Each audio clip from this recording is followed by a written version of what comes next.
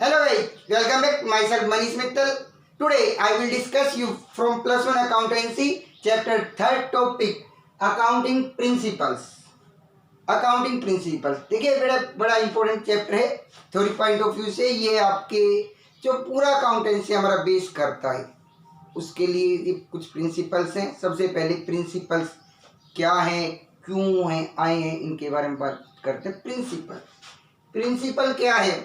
Principal which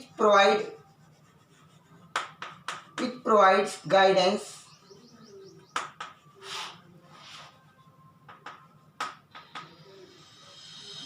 to the thought or action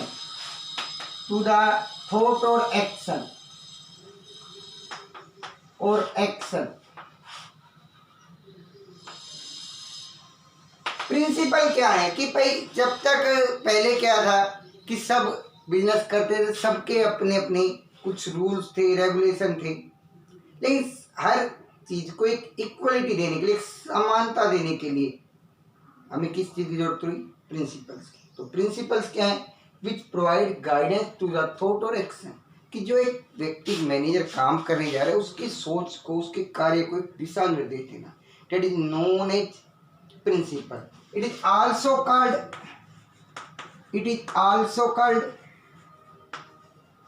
gap.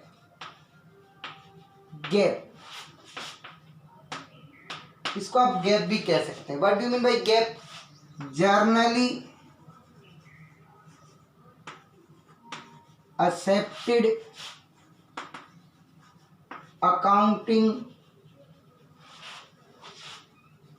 principle।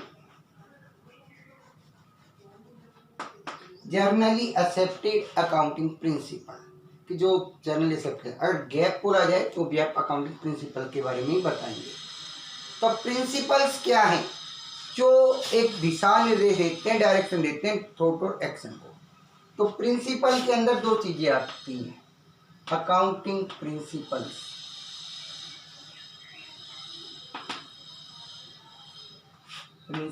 इसमें दो चीजें आती हैं,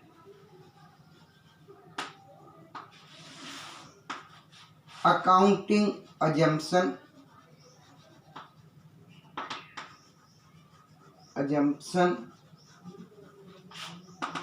और अकाउंटिंग प्रिंसिपल।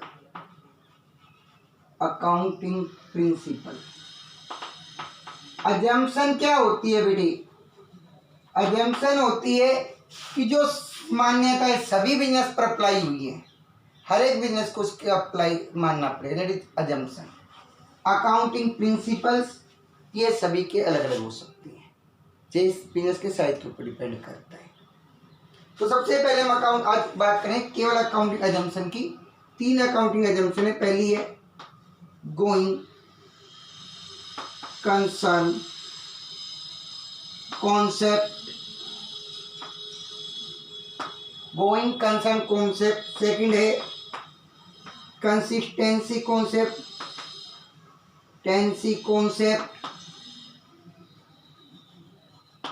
थर्ड है accrual concept.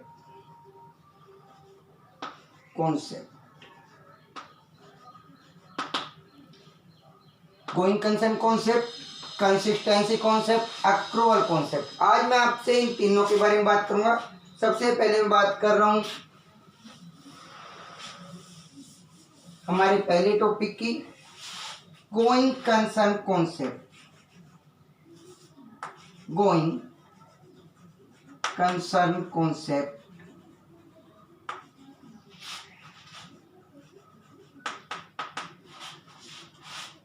As per this principle,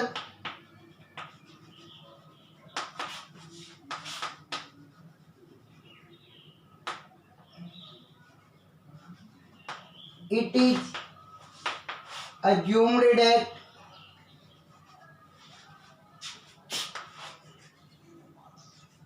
business will exist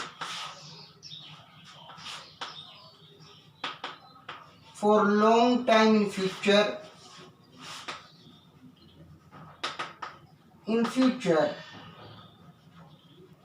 इसमें यह माना जाता है कि बिजनेस लंबे समय तक चलेगा। देयर इज नो इंटेंशन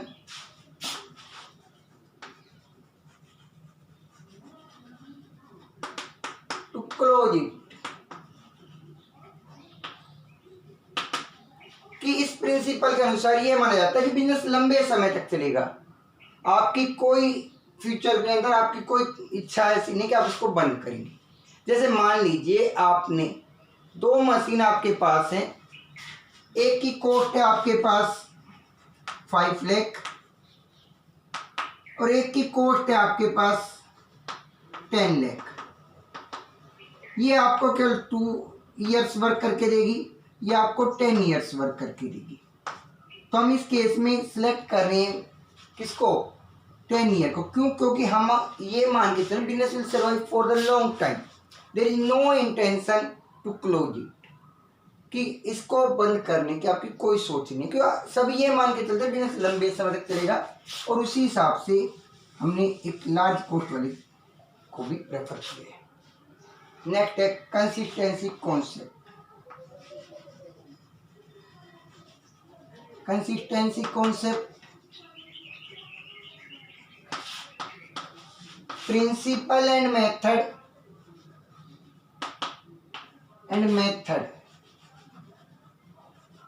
कोई भी प्रिंसिपल और मेथड है अकाउंट्स के, वंस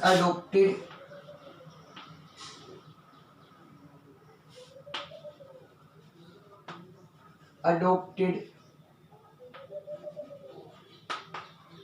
इन बिजनेस। बेटा अकाउंट करने के कोई भी आपके प्रिंसिपल और जो मेथड है जो आपने एक बार बिजनेस में एक्सेप्ट किया, जस्ट लाइक मान लीजिए कि आप डेप्रिसिएशन लगा रहे हैं। डेप्रिसिएशन क्या होता है कि आपने गाड़ी खरीदी है, आज मान लीजिए आपने 2017 में खरीदी थी, 2017 में 10 लाख की, आज आपकी 2021 में गाड़ी की कीमत 10 लाख तो होगी नहीं, ये कम हुई है। ये कम, इस गाड़ी की कीमत का कम होना मान लीजिए 3 लाख की रह गई है, तो जो ये कम हुई है ये क्या हुआ है, डेप्रिसिएशन। जो कमी हुई है वो क्या है, डेप्रिसिएशन। अब डेप्रिसिएशन के कई मेथड होते हैं। अब आपने जो मेथड एक बार एक्सेप्ट किया है, जो भी मेथड आपने एक बार एक्सेप्ट किया है, applied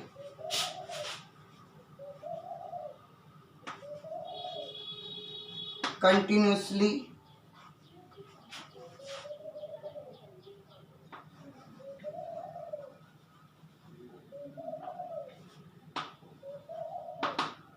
for 1 year to the another year,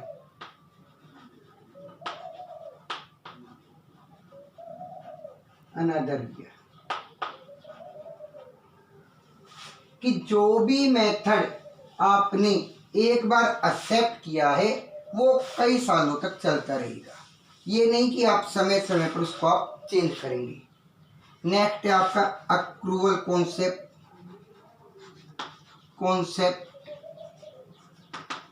accrual concept क्या माना जाता है? अक्रूवल कहते हैं कि revenue are recorded when sales are made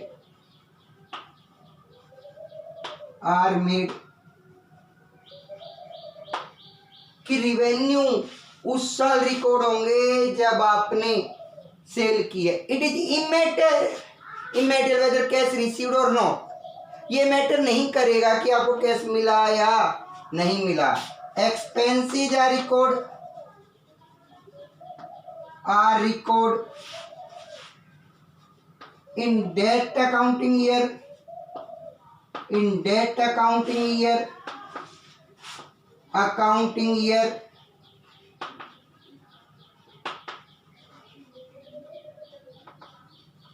when they assist, कि सेम इसी वे पर आप एक्सपेंस को भी उसी साल रिकॉर्ड करोगे जब वो हुए हैं। उसी साल मतलब मान लीजिए कि आपका जो 10th कंप्लीट हुआ है वो हुआ है 2020 और 21। और आपका जो 11th का ईयर है वह 21-22 मीन्स 1 अप्रैल 21 से 31 मार्च 22 या सेम इसी बेस पर अकाउंटिंग फाइनेंशियल ईयर भी आते हैं। फाइनेंशियल ईयर पे 1 अप्रैल से 31 मार्च होता है, कैलेंडर ईयर से नहीं चलते, फाइनेंशियल ईयर 1 अप्रैल से 31 मार्च। अगर मान लीजिए आपकी 10th की कोई फीस कि मान लीजिए आपकी फेब और मार्च की आपने फीस जो 10th क्लास की थी, 10th क्लास की आपकी फीस है वो आपने पेमेंट की है 15 मई को, तो किस साल में आप रिकॉर्ड करेंगे? जिस साल वो खर्चा हुआ था, किस साल हुआ था? 2020-21। इसको आप 2020-21 में दिखाएंगे ना कि 21-22 में दिखाएंगे। जिस साल वो खर्चा हुआ, it is immaterial whether cash paid और नॉट। ये मैटर नहीं कर रहा है कि कैश आपने पे किया या नहीं किया। Dear students, I hope you understand it. If you understand it, then like and subscribe our YouTube channel. Thank you. Have a nice day.